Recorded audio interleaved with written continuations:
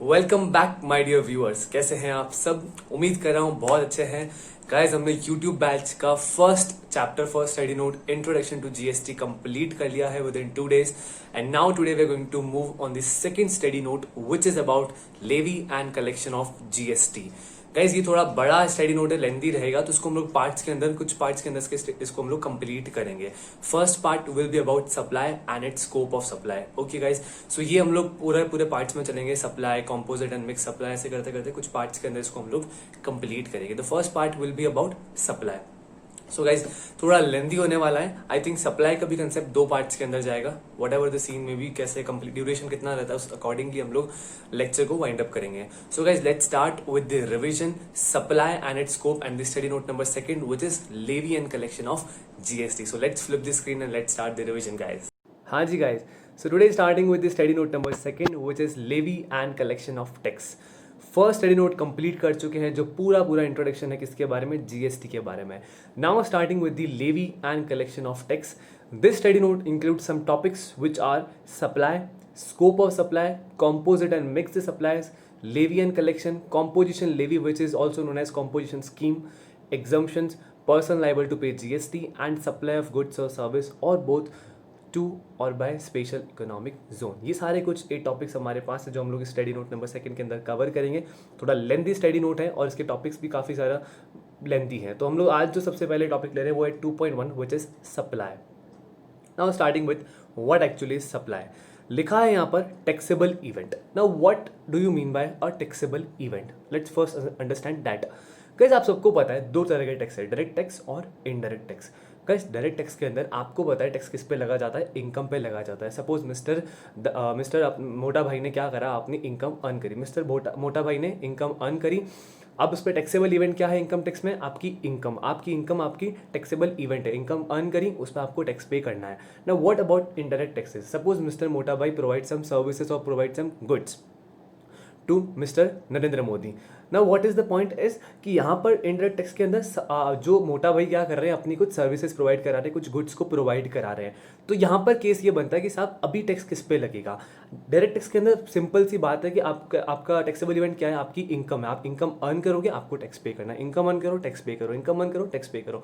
Now what will be in the case of GST? Indirect tax के अंदर क्या scene रहेगा? बात बड़ी सिंपल है। अगर मोटा भाई ने कोई सर्विस या गुड्स नरेंद्र जी मोदी को प्रोवाइड कराई है तो यहाँ पर उनका टैक्सेबल इवेंट क्या बन जाएगा? सप्लाई बन जाएगा। यस, गुड्स और सर्विस बन जाएगा, बट जो ट्रांजेक्शन है उसको जीएसटी के अंदर उस टर्म को क्या बोला गया है? उसको एक टर्म दी गई है सप्लाई। आप कोई चीज़ सप्लाई करते हो तो आपकी टैक्सेबल इवेंट जीएसटी के अंदर क्या बन जाता है? सप्लाई। पढ़ते हैं। Taxable event under GST law is supply of goods और सर्विस और both. It means no supply no GST. जब तक आप कोई चीज़ की सप्लाई कर ही नहीं रहे हो तो आपकी क्या नहीं होने वाला? आप जीएसटी आपका होने वाला ही नहीं है। सपोज आप ये मोबाइल कवर आप लोग क्या करते हो? सप्लाई करते हो गाइस। तो आप अगर मोबाइल कवर सप्लाई कर रहे हो यहाँ पर तो ये चीज़ आपकी क्या हो जाएगी? सप्लाई क्या आपकी गुड्स है। अगर आप ये सप्लाई ही नहीं कर रहे हो तो कोई जीएसटी आपको पे ही नहीं करना है। बिजनेस करोगे, सप्लाई करोगे, तब आपको जीएसटी पे करना है। So in the common language what is supply? एक टैक्सेबल इवेंट है साहब। जीएसटी के अंदर इनडायरेक्ट टैक्स के अंदर हमारा क्या है? टैक्सेबल इवेंट है। क्या है? सप्लाई। सप्लाई करोगे तो आपको टैक्स पे करना पड़ेगा। आगे बढ़ते हैं। The term supply has been inclusively means ये डेफिनेशन इंक्लूसिव है। यहाँ पे कुछ चीजें इंक्लूड्स होती है। क्या होती है? Defined in the act, the meaning and scope of supply under GST can be understood in terms of following 6 parameters which can be adopted to characterize a transaction as a supply. कोई transaction को अगर आपको supply में characterise करना है तो आपको कुछ 6 पैरामीटर्स 6 फैक्टर्स को कंसीडर करना है। पहला, सप्लाई ऑफ गुड्स और सर्विस।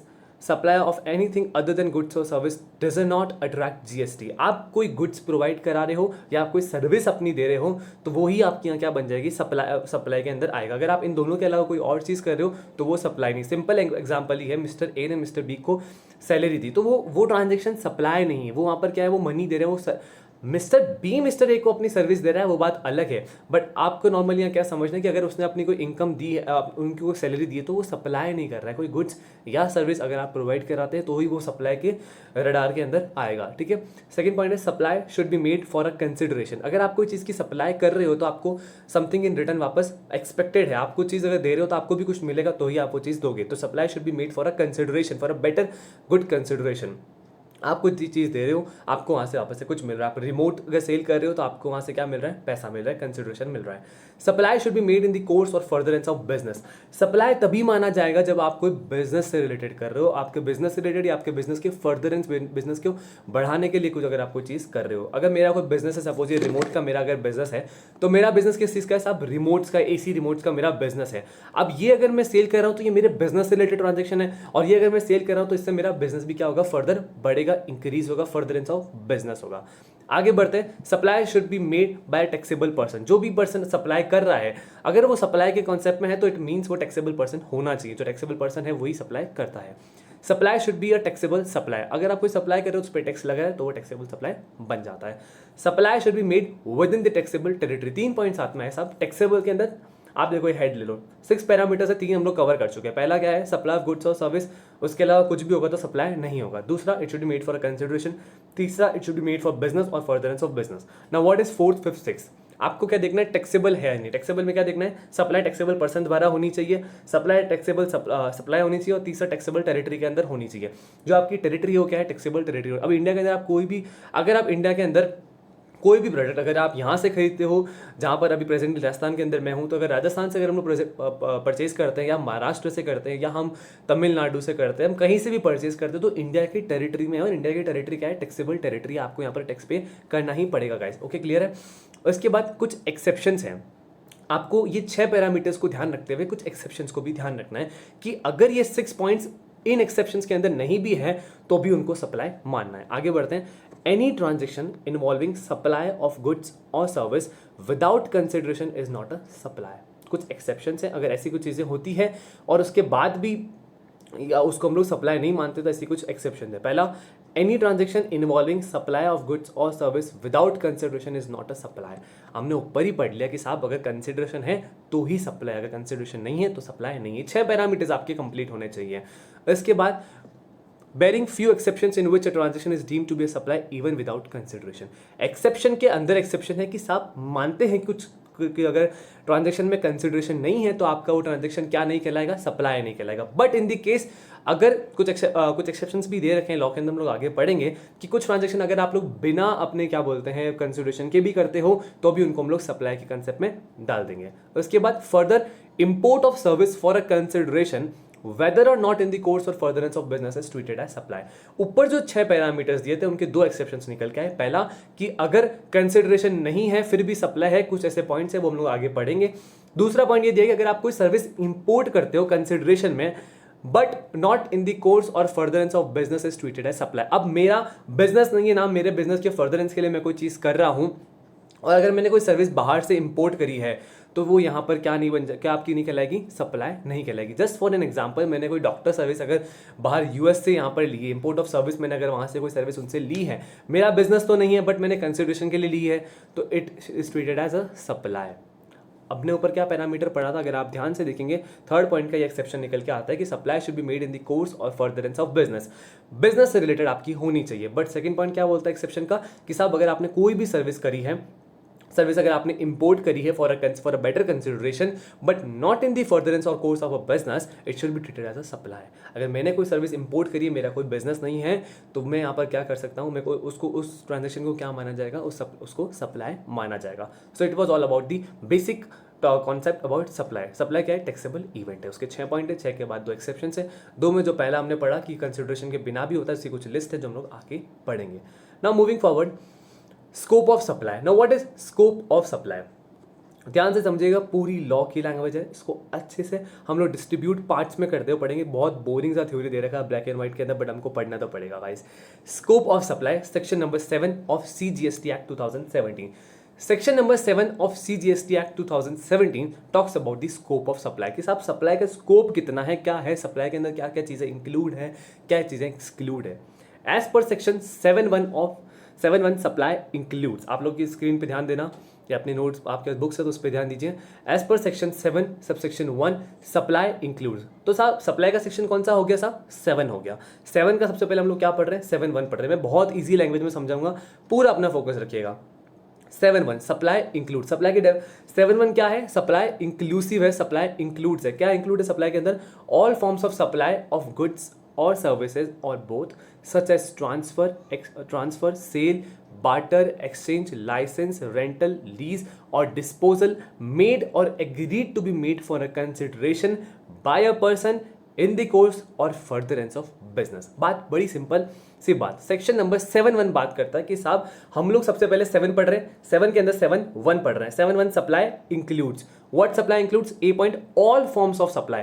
आप अगर कोई चीज की सप्लाई किसी भी फॉर्म के अंदर करते हैं, चाहे आप कोई सेल करते हैं, आप अपनी चीज ट्रांसफर करते हैं, आप बार्टर करते हैं, सपोज मैंने इसके बदले कोई पेन दे दिया उनको, या ये मैंने लेके पेन दे दिया, ये पेन लेके मैंने ये दे दिया, तो it is what? A barter. Okay, कुछ इसमें अगर एक्सचेंज कर रहा हूं, लाइसेंस में अगर ग्रांट कर रहा हूं, रेंटल है, लीज एग्रीमेंट है, कोई चीज डिस्पोज कर रहा हूं किसी के ऑर्डर पे, ये सब चीजें सप्लाई के दायरे में आती है, सप्लाई के स्कोप के अंदर आती है। मेड और agree to be made for a consideration, अगर ये सारे कैरेक्टरिस्टिक्स एक सप्लाई की अगर मैं कंसिडरेशन के लिए एग्री करता हूं, या made to be, agree to be made, या तो मेड है या एग्री टू बी मेड, या तो मैंने अभी ये ट्रांजेक्शन कर लिया, या एग्री करता हूं कि फ्यूचर में मैं ये ट्रांजेक्शन आपसे करूंगा, सपोज मैं ट्रांसफर में आपसे ट्रांजेक्शन करूंगा for a consideration by a person. बात बड़ी सिंपल, मेड और agree to be made for a consideration by a person, for a consideration by a person in the course और फर्दरेंस ऑफ बिजनेस। देखो इसको distribute करते हैं। Section number 7(1) हम लोग पढ़ रहे हैं, सप्लाई इंक्लूड्स। इसका निकल के आया ए पॉइंट। ध्यान देना इस फ्लो को जो मैं अपने हैंड से बता रहा हूं आपको। 7(1) सप्लाई इंक्लूड्स, इसके अंदर पॉइंट निकल के आया A point. All forms of supply of goods और services, all forms of any form, all form जो नीचे दे रखी है, sale, transfer, barter, exchange, licence, rental, lease और disposable. Sale, transfer, barter, exchange, licence, rental, lease और disposal. Made और agree to be made, ये चल रहा था, इसके अंदर फर्स्ट हमने कवर कर लिया कि साहब कोई भी सप्लाई हो, उसके बाद मेड और agree to be made for a consideration by a person in the course और फर्दरेंस ऑफ बिजनेस। सिंपल सी बात, कोई भी तरह की सेल, कोई भी तरह की सप्लाई कर लो, any form of supply, all form of supply or any form of supply if you do, and here comes about what? Made or agreed to be made for a consideration by a person in the course or furtherance of business। Business के लिए अगर मैंने cell कर दिया, licence दे दिया, rental, barter, exchange कुछ भी कर दिया, मेड और एग्री टू बी मेड है, फ्यूचर में हो या अभी हो, by a person for a consideration in the course और the furtherance of business, it will be included in the concept of 7(1) supply includes. देखो चार्ट को, पूरा फ्लो चार्ट को समझ के रखना। 7(1) supply includes all forms of supply. Okay, clear है guys? थोड़ा इलैबोरेट किया है मुझे पता है, बट आपके लिए स्टार्टिंग है इसलिए मैं थोड़ा इलैबोरेट कर रहा हूं। बी पॉइंट, अभी हम लोग सप्लाई इंक्लूड्स का बी पॉइंट पढ़ रहे हैं। Import of service for a consideration whether or not in the course और furtherance of business and with effect 29th of August 2018 inserted retrospectively from 1/7/2017। अपने को मैटर नहीं करता, अपने को पॉइंट मैटर करता है। Import of services for a consideration whether or not in the course और फर्दरेंस ऑफ बिजनेस। अभी ऊपर ये पॉइंट कवर करता है कि साहब अगर आपके बिजनेस से रिलेटेड कोई चीज नहीं है, बट आप लोग उसको कंसिडरेशन में कर रहे हैं, चाहे कोई भी करे, सिंपल लैंग्वेज में समझाऊं तो कोई भी पर्सन अगर अपनी कोई चीज की इंपोर्ट सर्विस इंपोर्ट करता है बाहर से और उस पर क्या देता है? कंसिडरेशन देता है, तो उसको भी हम लोग सप्लाई मानेंगे। क्लियर है गाइस? और उसके बाद सी पॉइंट आता है, the activities specified in the schedule 1 that is made और agree to be made without a consideration. हमने ऊपर एक एक्सेप्शन पढ़ा कि कुछ चीजों में एक्सेप्शन होता है कि आप अगर बिना कंसिडरेशन के भी अगर आप लोग सप्लाई करते, कोई अगर सेल करते हो बिना कंसिडरेशन के भी, तो उसको भी हम लोग सप्लाई मानेंगे, ऐसे ट्रांजेक्शन्स को भी हम लोग सप्लाई मानेंगे। तो सी पॉइंट क्या बात करता है? एक शेड्यूल 1 है जो बात करता है मेड और agree to be made without a consideration के ट्रांजेक्शन कौन कौन से हैं। विदाउट कंसिडरेशन अगर कोई ट्रांजेक्शंस हैं तो उनको शेड्यूल 1 के अंदर डालना है, और शेड्यूल 1 किसके अंदर आता है? 7(1) के अंदर आता है। एक बार ये खत्म होने के बाद आपको पूरा फ्लो के अंदर मैं बता दूंगा। सी पॉइंट क्या बात करता है? ऐसी एक्टिविटीज जो बिना कंसिडरेशन के होती है और शेड्यूल 1 के अंदर है, तो वो शेड्यूल 1 आपका निकल के 7(1) के अंदर आ जाएगा। D point, with effect 29th of August 2018 omitted retrospectively from 1/7/17 the activities to be treated as supply of goods or supply of service as referred in the schedule 2। ध्यान से समझना, मैं एक बार पूरा समझाता हूं, फिर ये डी पॉइंट लास्ट में कवर होगा, आपको अच्छे से समझ आ जाएगा। देखो बात बड़ी सिंपल चल रही है, हम लोग बात कर रहे हैं, ध्यान से समझना, मैं पूरा अच्छे से बता रहा हूँ। 7 सेक्शन की बात चल रही है, CGST एक्ट, उसके अंदर फर्स्ट सब सेक्शन पढ़ रहे हैं 7(1). 7 यहाँ पर है, 7(1) हम लोग पढ़ रहे हैं सप्लाई इंक्लूड्स। सप्लाई इंक्लूड्स के अंदर सबसे पहला पॉइंट निकल के आता है, all forms of supply of goods और service such as sale, transfer, barter, exchange, rental, lease, disposal, made और agreed to be made for a consideration by a person in the course और furtherance of business. 7.1 का पहला point निकल के जो आया, मैंने थोड़ा फ्लो चेंज कर दिया है। 7.1 के अंदर पहला चीज निकल के आया, कोई भी सर्विस हो कंसिडरेशन के लिए हो, बिजनेस के फर्दरेंस के लिए हो, और बाय अ पर्सन हो, फॉर अ कंसिडरेशन हो, मेड और एग्री टू बी मेड हो। इसके अंदर कुछ टर्म्स है, सेल, ट्रांसफर, बार्टर, ये हम लोग आगे पूरे एग्जांपल्स के साथ पढ़ेंगे हम लोग।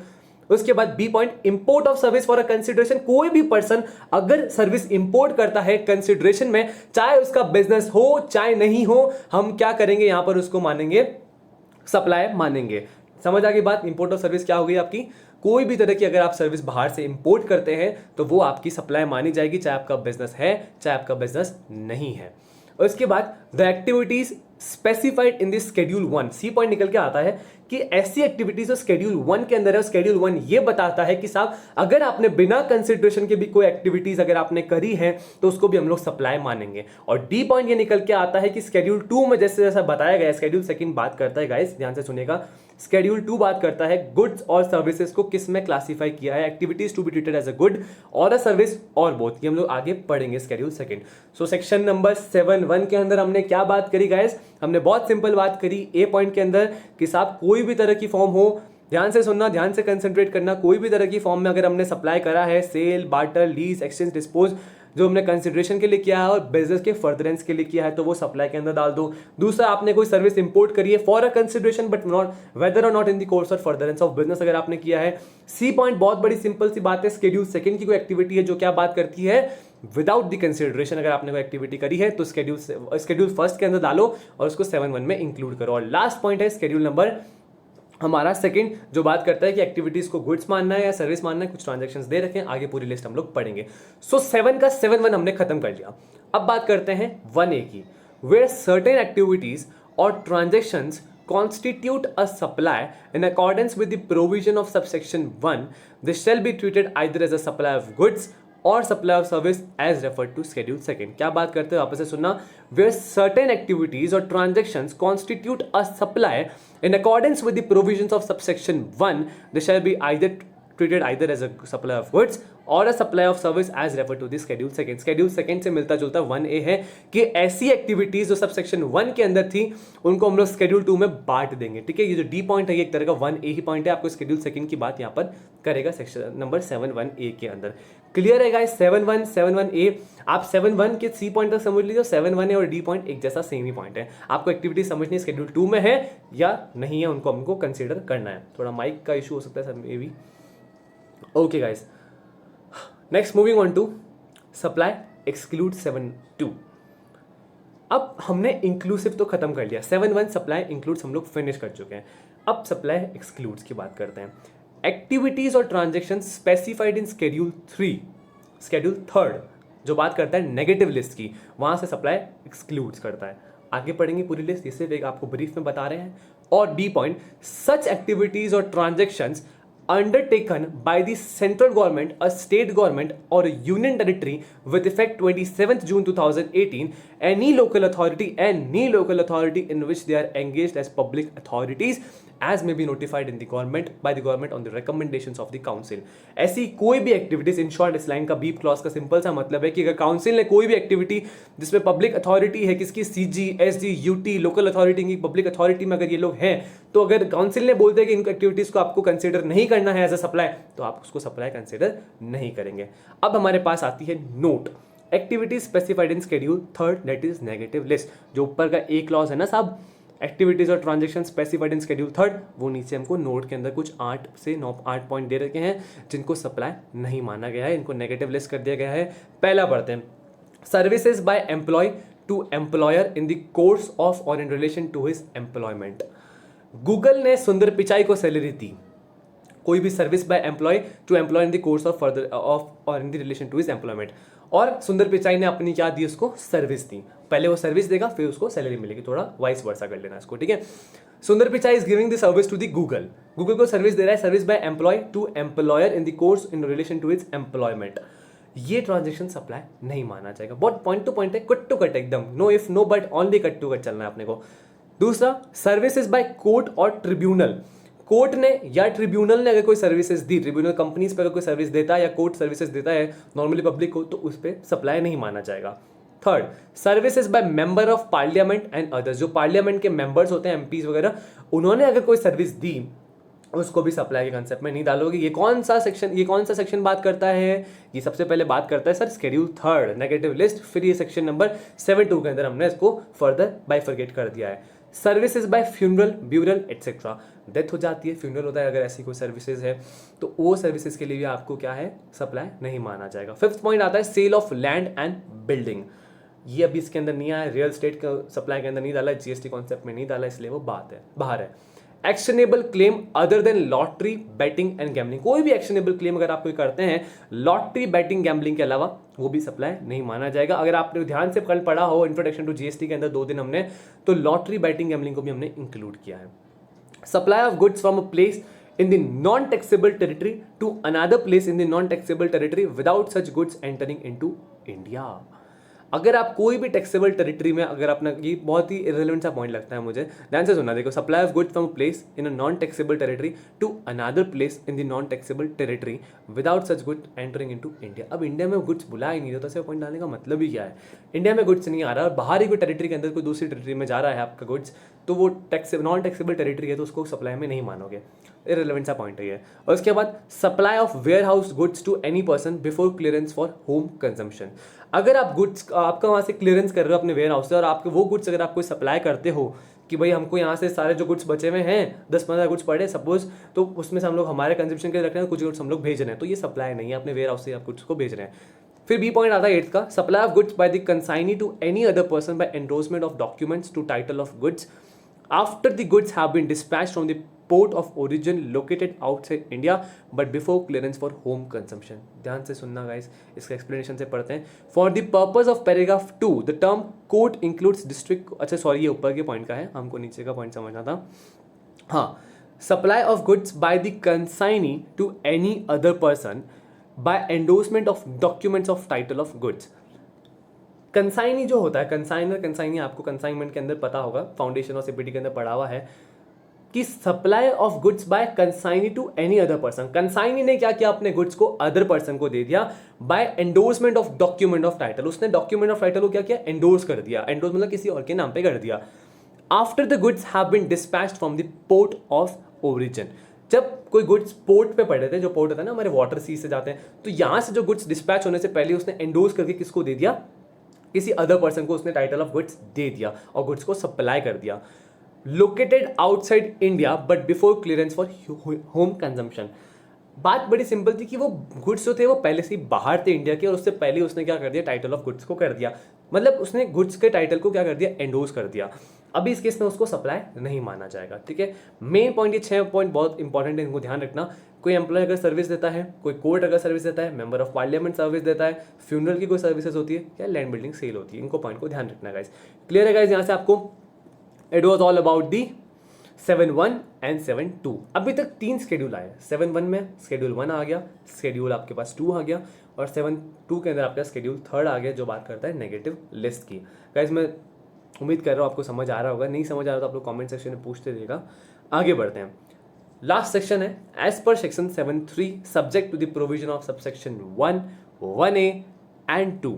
जो 7(1) पढ़ा, 7(1A) पढ़ा, 7(2) पढ़ा, the government may on the recommendations of the council specify by notification the transactions that are to be treated as a supply of goods and not as a supply of service, or a supply of service and not as a supply of goods।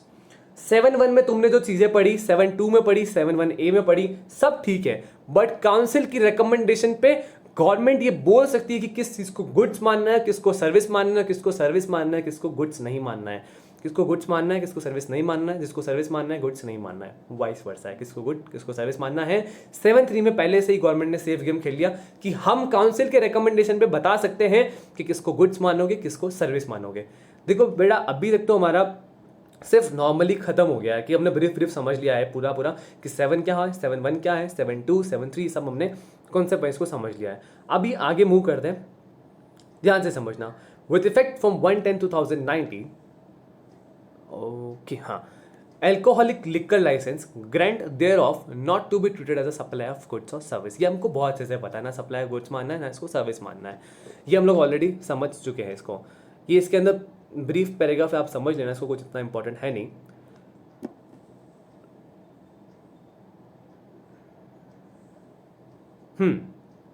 आगे आ जाइए।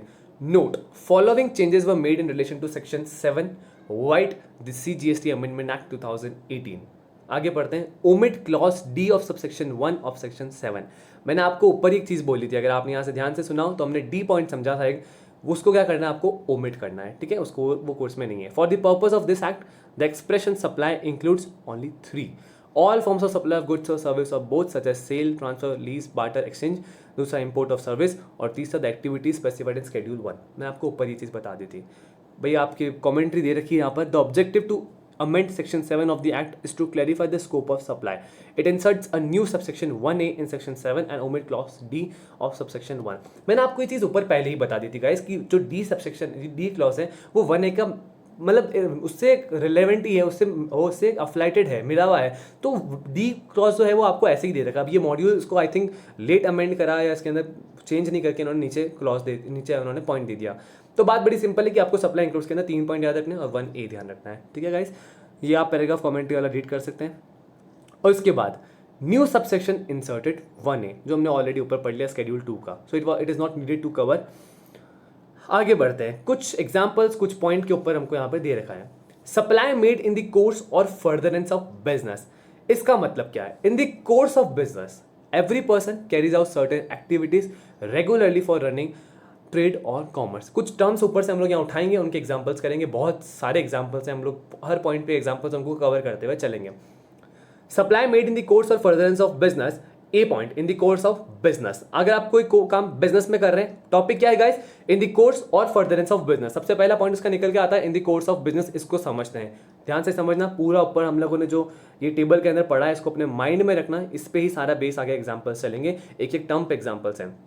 Okay, in the course of business, what do you mean by in the course of business? Sorry guys, let's continue. Example 1. CMA Ram, a practicing cost accountant, carries out the activities of accounting, auditing, filing returns, certifying documents, and so on forth. These activities can be considered as performed in the course of business. जब CMA Ram एक practising cost accountant है तो वो कौन सी activities कर रहा है? Accounting की, ऑडिटिंग की, रिटर्न्स फाइल करने की, डॉक्यूमेंट्स को सर्टिफाई करने की। तो ये सब उसके बिजनेस के कोर्स में है, कोर्स ऑफ बिजनेस में है, ठीक है। तो इसका एग्जांपल क्या होगा? अगर आप कोई भी चीज़ अपने बिजनेस से रिलेटेड एफिलिएटेड करते हो, in the course of business करते हो, तो वो कोर्स ऑफ बिजनेस कहलाता है। As simple as that. उसके आगे फर्दरेंस ऑफ बिजनेस, यहाँ से थोड़ा इंपॉर्टेंट है, मतलब समझने लायक है। Every business person use to think how to develop his business on carrying out new activities, such activities called as furtherance of business. हर बिजनेसमैन चाहता है कि मैं अमीर बनूं, मैं बहुत पैसा कमाऊं, अपने बिजनेस को फर्दर आगे बढ़ाता जाऊं। अब फर्दरेंस ऑफ बिजनेस का एग्जांपल पढ़ते हैं। Messes X Limited, manufacturing of motor cars. Company used to sell more number of cars in southern India. In view of demand in the southern India, company intends to establish manufacturing unit in Chennai. Messes X Limited appointed Mr. Y as a consultant for searching, evaluating, and shortlisting place for prospective targets. Finally, company decided to establish unit as Ambassador Industrial Estate Chennai. Hence, Mr. Y carried out various activities as in the furtherance of business of Messes X Limited. एक short में समझाऊँ, हमारी Messes X Limited है जो बाहर की company है और वो यहाँ पर क्या करती है, अपने कुछ मोटर कार्स बनाती है। सदर्न इंडिया में इसकी बहुत ज़्यादा डिमांड है, या तो ये अपनी क्या बोलते हैं, इंडिया की कंपनी मान लो इसको आप लोग। ये कहाँ इस्टेब्लिश है? सपोज ये अपने नॉर्दर्न इंडिया के अंदर इस्टेब्लिश है। तो अभी क्या हुआ, सदर्न इंडिया में बहुत इसकी डिमांड है, एक्सेस डिमांड बढ़ती जा रही है। तो उन्होंने सोचा कि यार मिस्टर वाई को अपॉइंट किया, बोला भाई तू जा चेन्नई में देख यार, चेन्नई में बहुत मतलब साउथ बहुत कवर करना है अपने को, कि बहुत ज़्यादा डिमांड है, सप्लाई हो नहीं पा रही, सप्लाई में डिले हो जाता है। तो एक काम कर, वहाँ जाके कोई नई जगह ढूंढ, अपन प्लांट लगाते नया, वहीं पे प्लांट लगाएंगे। तो उन्होंने क्या किया, अपने बिजनेस को फर्दर किया, फर्दर प्रमोट किया, फर्दर एक्सपांड किया। तो वो कहीं और बैठे थे नॉर्दर्न इंडिया में, अभी वो सदर्न इंडिया के अंदर आ गए और यहाँ पर अपना प्लांट लगा रहे हैं, ग्रोथ ले रहे हैं, एक्सपांशन कर रहे हैं। तो वो क्या है? फर्दरेंस ऑफ बिजनेस है, बिजनेस में फर्दर आगे मूव कर रहे हैं और हर आदमी चाहता है मूव करना। तो GST is essentially a tax only on commercial transaction, hence only those supplies that are in the course or furtherance of business qualify as supply under GST. Hence, any supplies made by an individual in his personal capacity do not come under the ambit of GST unless they fall within the definition of business as defined in the act. हमने business की definition समझ ली थी. अगर ऐसा कोई business से related या furtherance और course of business related अगर कोई काम करता है तो बेटा तू GST के बाहर है, तू टेंशन ना ले. जो अपने furtherance of course of business के अंदर अगर कोई काम कर रहा है तो इसको GST में हम लोग डाल देंगे. सेल ऑफ गुड्स और service even as a vocation is a supply under GST. Vocation के द्वारा भी अगर अपनी कोई सर्विस या गुड्स अगर आप प्रोवाइड कराते हैं तो यहाँ पर वो भी जीएसटी आएगा. हम लोग ऑलरेडी पढ़ चुके हैं ये चीज़. तो therefore even if a famous politician paints paintings for a charity and sells the paintings even as a one time occurrence the sale would constitute supply. Vocation क्या है? अगर आपका कोई टैलेंट है, उस टैलेंट से अगर आप कोई चीज़ यूज़ कर रहे हैं, आप लोग कोई चीज़ पढ़ा रहे हैं, आपके पास डिग्री नहीं है, अगर आप वो चीज़ कर रहे हैं, बता रहे हैं लोगों को, तो वो क्या है? वोकेशन है, वो एक सप्लाई है. क्लियर है गाइस? और इसके बाद फर्स्ट पॉइंट यहां से थोड़ा इंटररेट करते हुए चलना, एक एक सेक्शन को इलैबोरेट करेंगे. यहां पर section number 7(1) of CGST act 2017, all forms of supply of goods और सर्विस और बोथ सच एज. छोटा सा ब्रेक ले लो, पानी पी लो गाइस, मैं उसके बाद आगे कंटिन्यू करते हैं.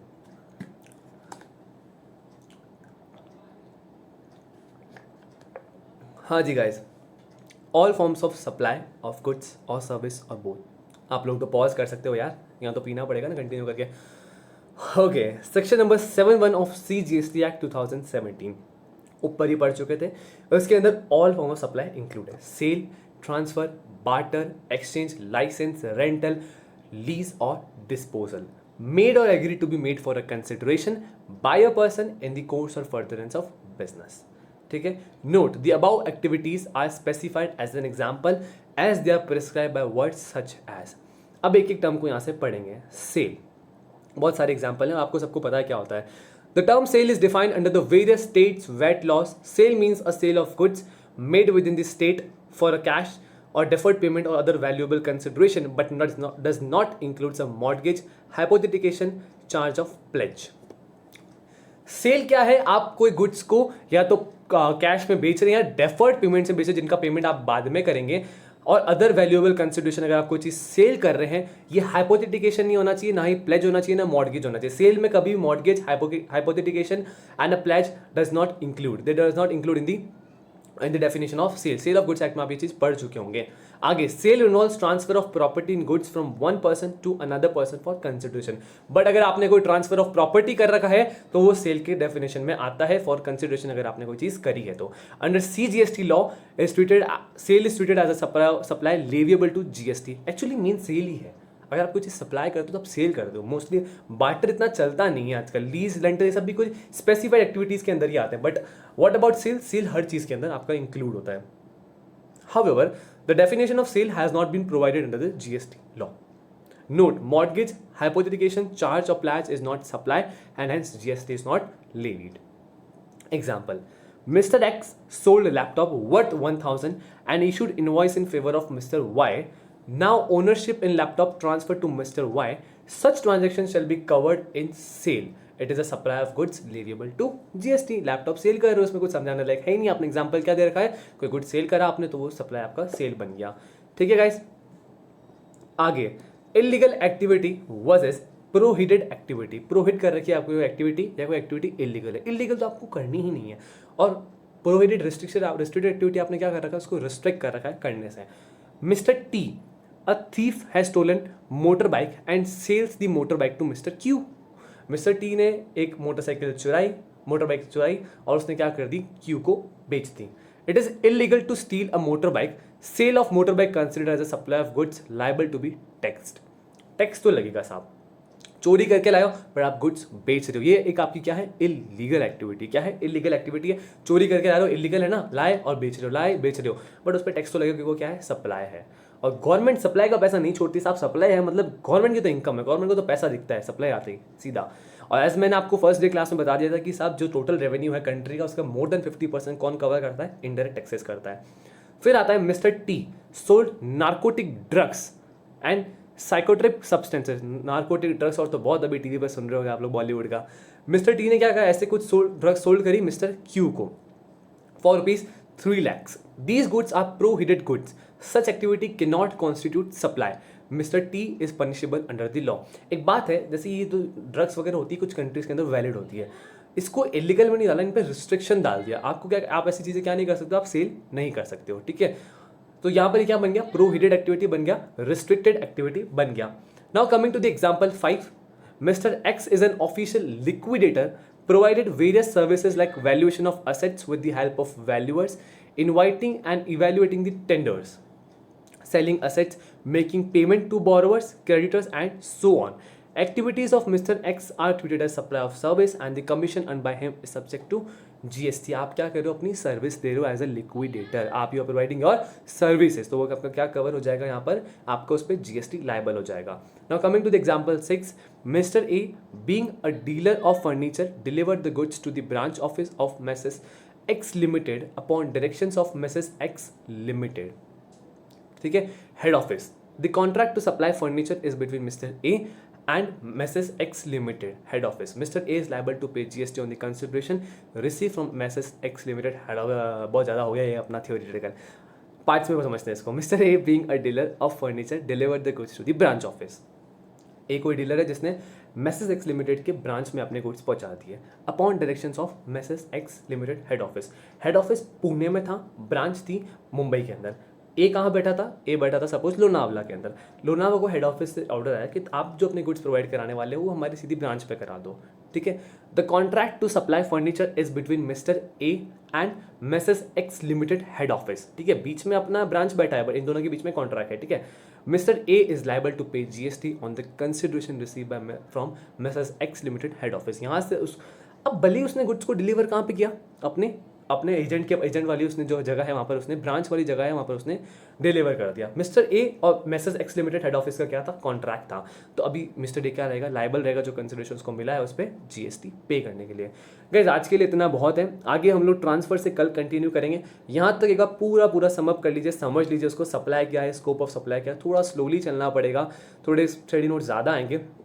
होपफुली आई थिंक आज ही सेकेंड लेक्चर अपलोड हो जाएगा, बट आफ्टर सम ब्रेक मैं लेक्चर शूट करूंगा। But right now we are winding up this lecture here only guys.